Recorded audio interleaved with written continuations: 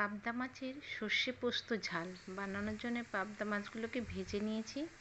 আর এর জন্য যা যা লাগবে: পোস্ত বাটা, লঙ্কা গুঁড়ো, হলুদ গুঁড়ো, জিরে গুঁড়ো, আদা কালো সর্ষে বাটা, পেঁয়াজ বাটা আর সামান্য ধনে গুঁড়ো।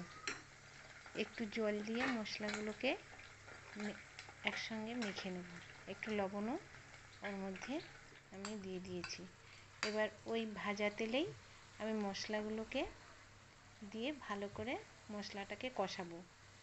পুরো তেল ছেড়ে যাওয়া অবধি মশলাটাকে আমি কষিয়েছি। তারপর কটা কাঁচা লঙ্কা কেটে আমি দিয়ে ওর মধ্যে গরম জল একটু দিয়ে দিলাম। দিয়ে গরম জলটা একটু ফুটতে দেব। একটু ফুটে উঠলেই ভাজা পাবদা মাছগুলো এর মধ্যে আমি দিয়ে দিলাম। দিয়ে ফুটে উঠলেই